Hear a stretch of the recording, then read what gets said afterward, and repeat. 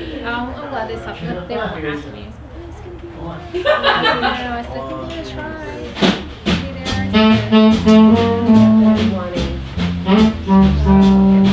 I grew up in California, went into the military for about over a decade. That I worked with the military and decided I wanted to go back to college.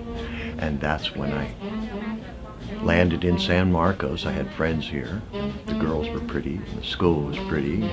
The town was just perfect for me at that time.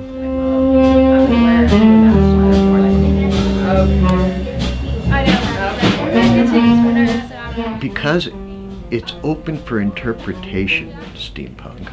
Everybody has their own, we can remake history. We don't have to look at history and copy it, but we literally can remake it the way we think it might look. Predominantly, the time period is roughly from 1837 until about 1901. So it takes us up into the 1930s, when so many new inventions were coming out. Everything from food to clothing, the birth of blue jeans, the birth of everything that we know even today. So what we did was we started taking items from the period and repainting them, rewiring them, redoing them totally.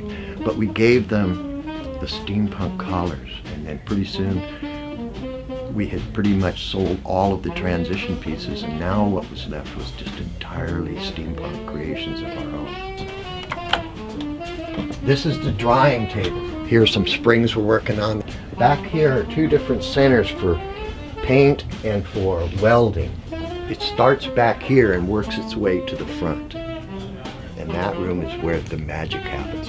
But you have to have a lot of junk, a lot of things to pull from. Over here is the area that are things that are going through the build process, things that are going to be built. And then everywhere you can see items that are used. We like to have it out in front of us so we can see it. We have a piece over here that we're working on right now that'll have 3 different water features like a mad scientist. We build chandeliers, clocks, toasters, wall art, internet props, props for inside restaurants and bars, vases, a full line of lighting so that bars and restaurants and hotels can light a hotel room and the lobby at the same time, all with steampunk creation.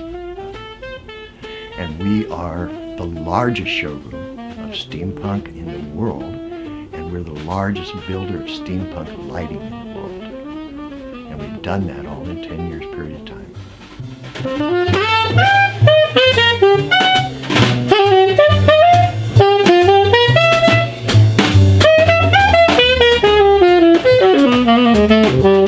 Since it seemed as though not a lot of the people knew what steampunk was, we started doing monthly mixers here. So tonight we've hired an array of artists, including Sheridan, who's leading the band on stand-up bass, and we have Matt on the saxophone, and we have a small percussion section. We also have Swarty and Steven, who brew beer. We also have Renee Perez, who's live painting for us tonight.